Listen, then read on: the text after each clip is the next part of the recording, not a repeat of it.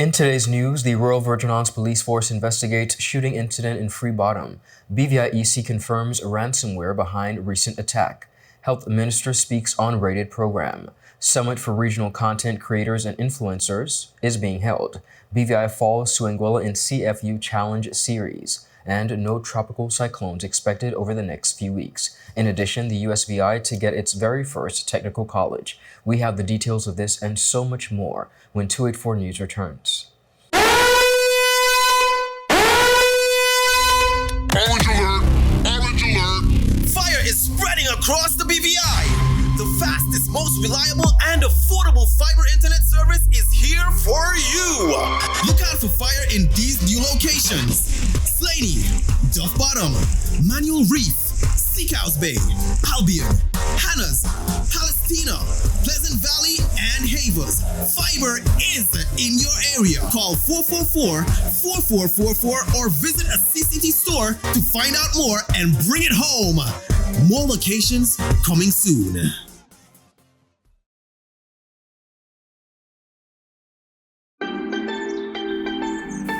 There are many ways to enjoy life, like so many ways to count on Popular.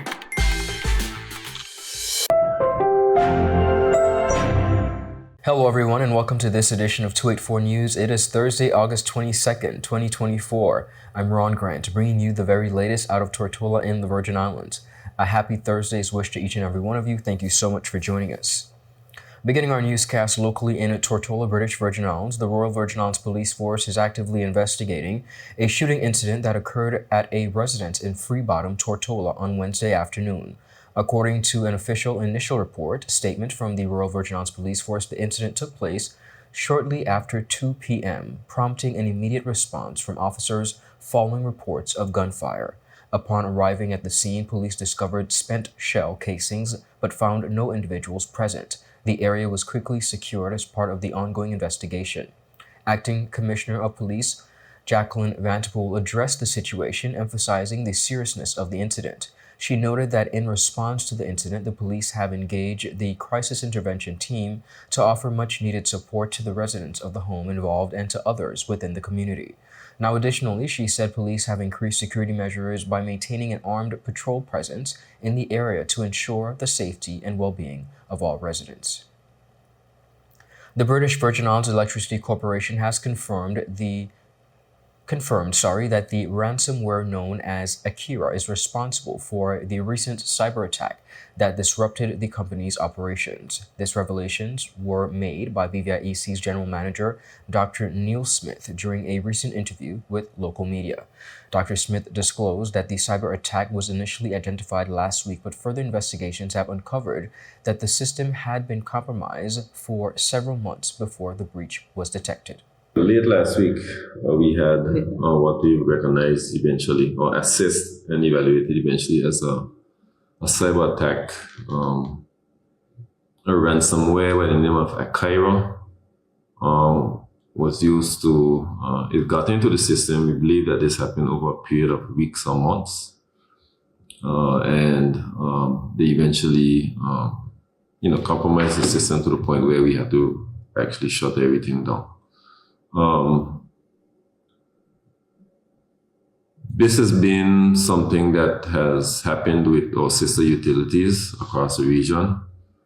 So we were actually preparing ourselves to actually increase our security protocols over the coming months. Dr. Smith stressed the severity of the situation, declaring that the attack would be treated as a national security issue.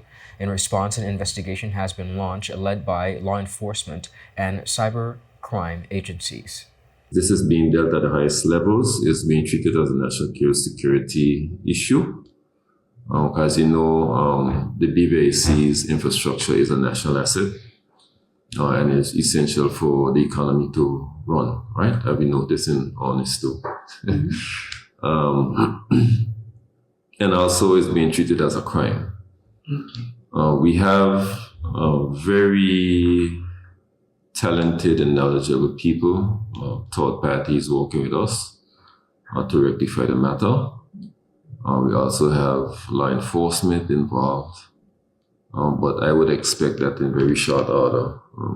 I'm confident, based on the progress that has been made, that we'll have everything back to, as we say in BVIEC, back to normal.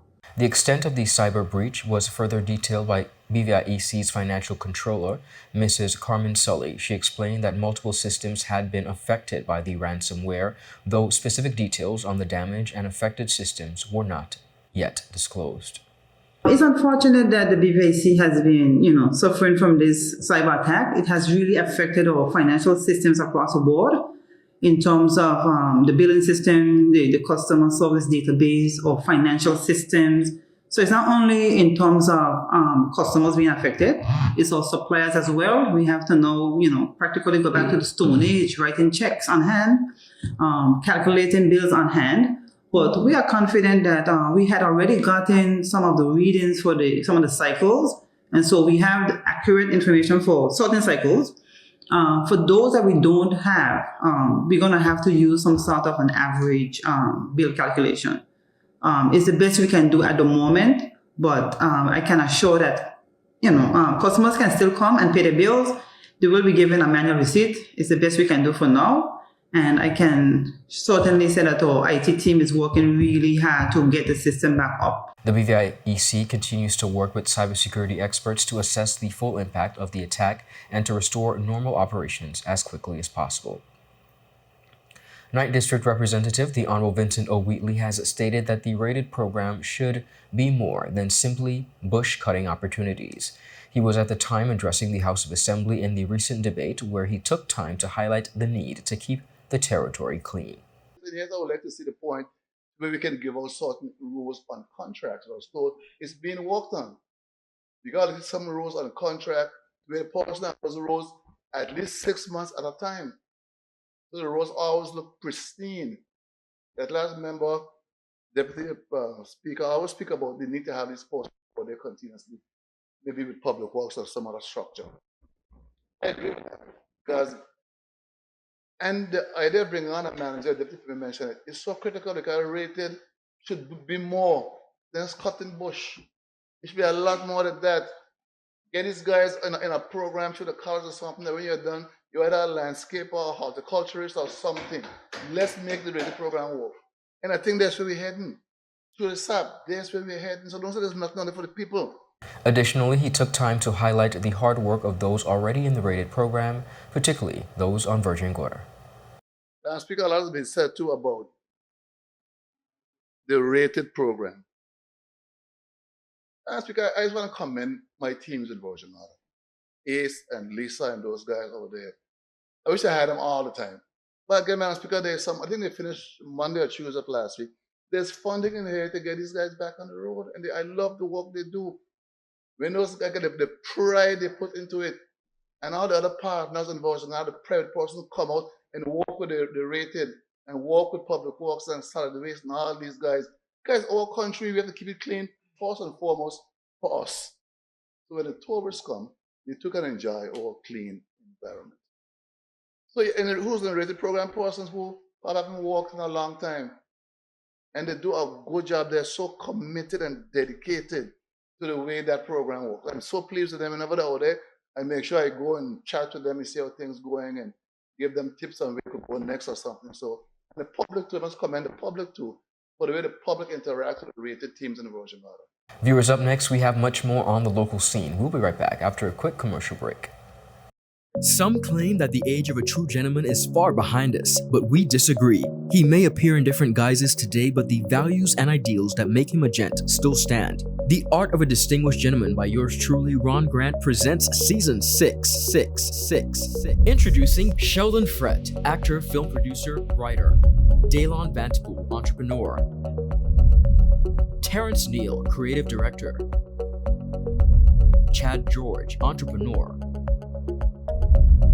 Humphrey Liu, financial services professional. Jamali DJ Molly Thomas, sales manager. Kai DeCastro, entrepreneur.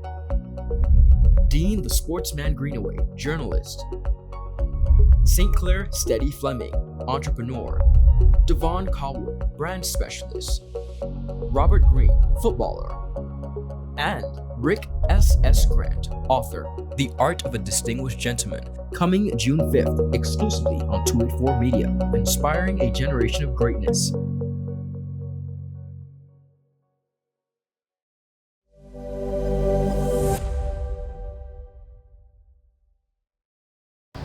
He hit me.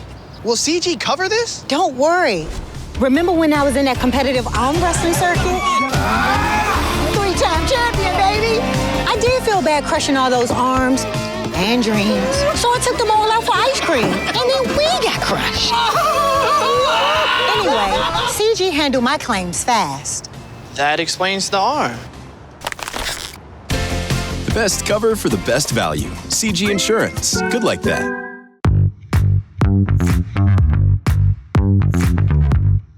Hi, my name is Judy, VI Motors Operations Assistant, and today I'm here with Ding, one of our mechanics, and we are going to show you how you can check your engine oil level, as it's an essential part in maintaining your engine's health. First, let's pop the hood. Here's the oil dipstick. We'll pull it out, wipe it clean with a cloth, reinsert it, and pull it out again to get an accurate oil level reading. As you can see, the oil level should be between the minimum and maximum markers on the dipstick. If it's below the minimum, it's time to add some oil. Checking your oil level is simple yet a crucial task. Make sure to do it regularly to keep your engine running smoothly. And remember, if you're not sure about your vehicle's specific oil requirements, always consult your owner's manual or a professional mechanic at VI Motors. We offer a diverse range of top quality engine oils, so visit us at Dove's Bottom or our location at Parks Point, Virgin Gorda, or call us at 494-2496 or visit us on our website at www.vimotors.com. Welcome back, everyone, and thank you so much for sticking with us. 9th District Representative, the Honorable Vincent O. Wheatley, has come to the defense of Leader of Government Business and Finance Minister, Dr. the Honorable Natalio D. Wheatley, following a call for his resignation by the opposition. The call stems from the $20 million budget oversight that resulted from the decision to increase public sector salaries. The matter came to light during a recent House of Assembly sitting where 6th District Representative the Honorable Myron V. Walwyn said it was his belief that Premier Wheatley should resign as Finance Minister. In response to Walwyn's call, Honorable Vincent Wheatley came to the Premier's defense, dismissing such calls for resignation as unfounded and counterproductive. Well, Speaker, we get to the House and we debate these bills and various things, and persons listen to us. And then listen to what we say. Now, I've always said we have to be very careful what we say in this honorable House, because persons are listen to us all around the world and are making judgments about us, either to confirm what they believe or to form opinions about us. And opposition has their role to play. And I've always said it, the opposition, they will do their job. They will do their job. And you can't blame them. It's a government in waiting. They have to show themselves. But don't get carried away with the show. Don't get carried away with the show. They have a job to do. We have our job to do to make sure we defend what we're presenting. And I fully defend this, and I fully support my Premier. And this nonsense about the Premier should step down and do the honorable thing, that's nonsense. Where did that come from? That's stupidness. They have no place in this debate here at all. No place at all. If you want to talk them thing outside between your friend, them do it, but don't come in this house with those kind of foolish stuff. The Premier needs to sit down. And every single Minister of Finance who has been challenged since 2017. Some even kill themselves. I think it's an easy job being a Minister of Finance. My area is mathematics. Me want a job coming in with that. I don't know how to sleep dealing with these percent numbers all the time. So it's not an easy job balancing economics of a country, the social needs, the infrastructure. It's a nightmare. They must commend the Premier for taking the licks like a man. And sometimes you don't want to get up and carry on bad. The show when they inside him something I want to peep out. But he's a cultural diplomat. He composes himself and he studies what he's doing. Make it seem like he's sleeping. He ain't sleeping on the job. Additionally, Minister Wheatley bemoaned that the additional monies requested are to help the people of the Virgin Islands. Okay, yeah, it used to happen at $20 million. Who is money going to? It's all people, the hard-working public officers. We're trying to fix. An error was made. I don't think anybody's talking about that. It's all people we're trying to help. People who are below the living wage. We're trying to bring them up. We're trying to bring them up. It's all people we're trying to help. Ain't $20 million going to disappear in some way. No, it's all people we're trying to pay. Same people who call all of us. Them we're trying to help. And we're here to get it fixed. And I commend the Premier for taking the bull by the horns and dealing with it. That is bold leadership to deal with the problem at hand. We like to cast blame. We are very good at it. But now it's time for casting blame. Now it's time for fixing a problem. And that's what we're here doing, Madam Speaker. We are addressing the problem. We are fixing the problem. And when we leave it, it's going to be fixed. To address the budget deficit, the government has taken steps, as mentioned before, to reduce spending by halting new hires, limiting government travel, and accelerating pension reforms. A special committee is also expected to be formed to find new ways to increase government revenue, as well as cost-cutting measures. Moving right along, a landmark summit for Caribbean influencers and content creators is set to take place from October 3rd to the 5th, bringing together hundreds of participants from across the region. Event creator Jamaica Macmillan Nelson told Tweet4 Media that the summit aims to support Caribbean influencers and bridge the gap in content creator market. McKillen Nelson highlighted the economic potential of this industry, citing projections that the content and influence market industries are expected to grow to approximately $42.7 billion by 2032. However, she noted a significant regional disparity.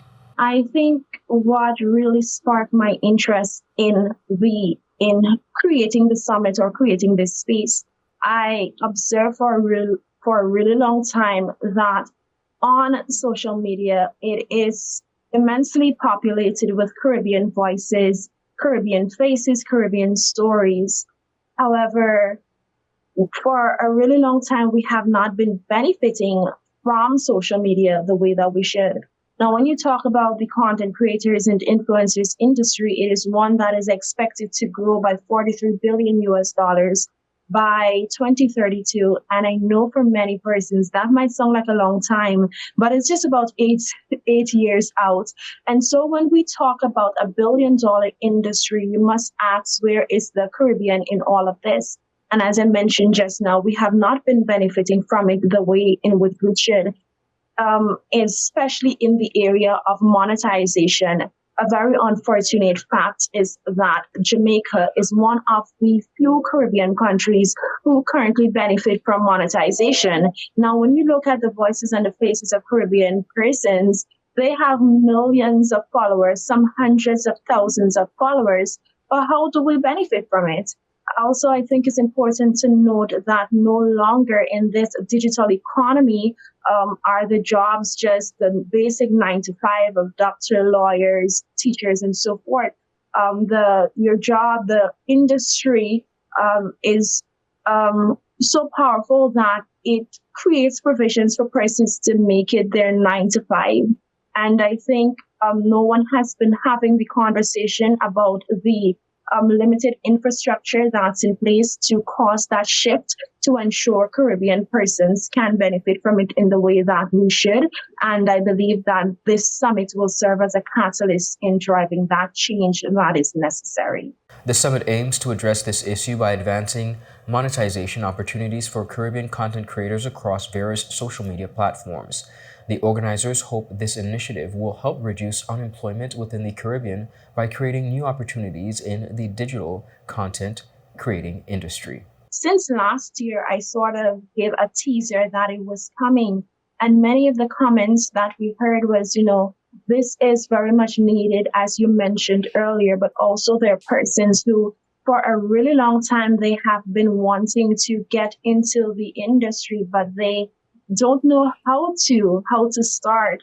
And this summit has really made them even more excited to get up and to start doing what it is that they've been wanting to do for a really long time. And so it is my desire that at the end of this summit, we see new faces taking up space on these different digital platforms.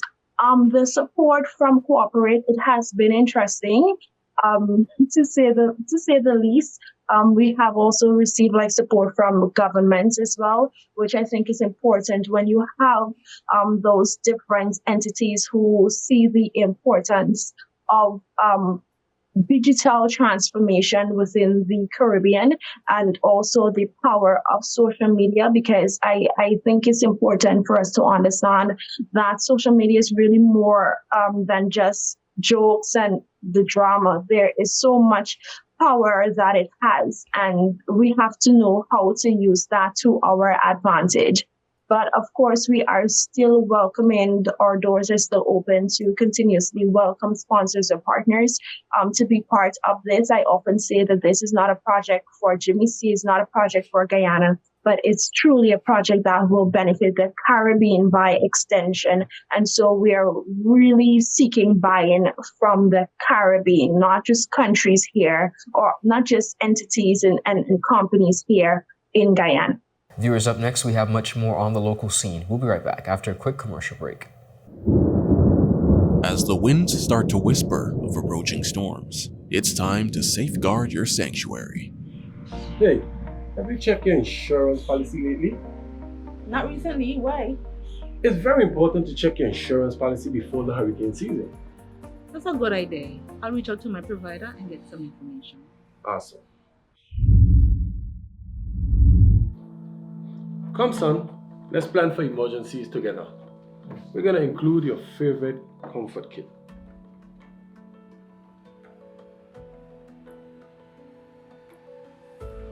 Thanks, Dad. That makes me feel safer. We're packing extra medications and extra batteries for your hearing aid. And by the way, don't forget my glasses. Okay, Pops. Alright, let me see.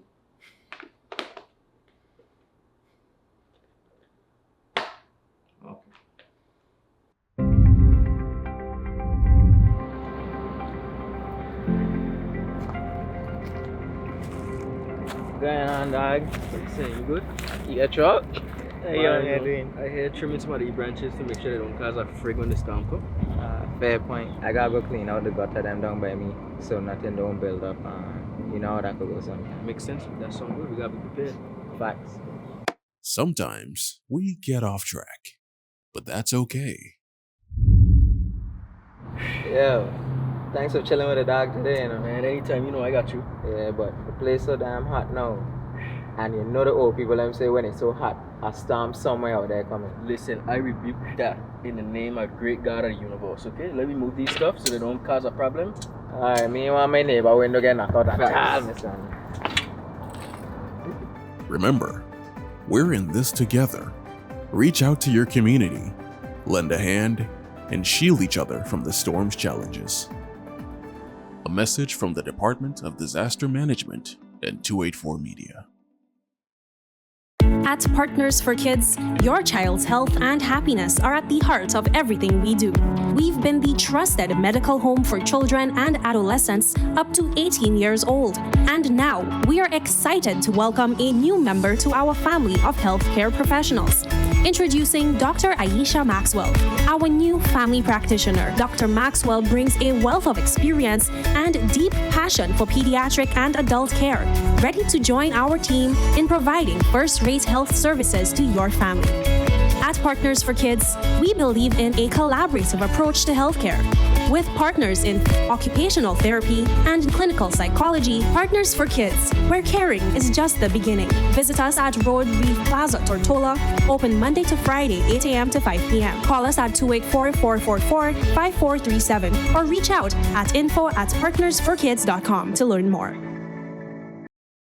Welcome back, everyone, and thank you so much for sticking with us. The British Virgin Islands under-14 boys football team suffered a 3-0 defeat against Anguilla in the Tier 2 Group B of the 2024 Caribbean Football Union Boys Under-14 Challenge Series on Tuesday. Playing at the Hazley Crawford Stadium in Trinidad and Tobago, Anguilla secured their victory with a strong performance, scoring 1 goal in the first half and adding 2 more in the second half to seal the 3-0 win. Despite their efforts, the BVI team struggled to break through Anguilla's defense and were unable to find the back of the net. This defeat resulted in the BVI ending the competition in 4th place in the group standings with a record of 1 win and 4 losses, totaling 3 points within the series. Here's a look at those highlights. Anguilla, a shot from distance, but it's wide. Upfield. Shot from distance, a deflection. Goes wide. And then he's going to take this with the left boot. Ball floated into the area. It's over everyone. A shot from distance. Oh, beautiful shot. It falls to the feet of Joseph, and he puts it in. So look at it here. Floated in. Was it played back out? Webster with a shot from distance. Parried by Stevens. So the population just about 15,000. Ball across. Oh, Stevenson clashing, and that's a penalty. John into the back of the net. So Jaron John, he doubles the advantage. Robin, ball across. Oh, Connor! Tikari Connor. He came from the back, stayed forward, and he was on spot to just sweep it inside. They celebrate.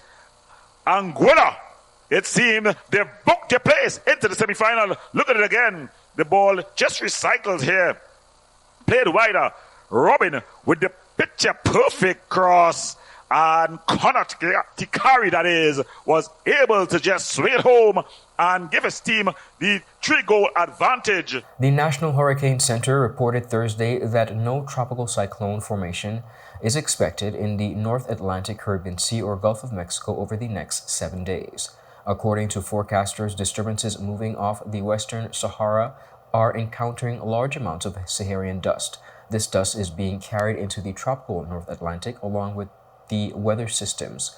Forecasters say that the dry environment is starving the disturbances of the more humid-laden air, especially within the middle part of the atmosphere, that's needed for development. While current conditions are unfavorable for tropical development, meteorologists suggest this could change as September approaches. By later next week, we may be seeing a little more liveliness across the Atlantic as we turn the calendar to September, which is known to be the peak month of the hurricane season.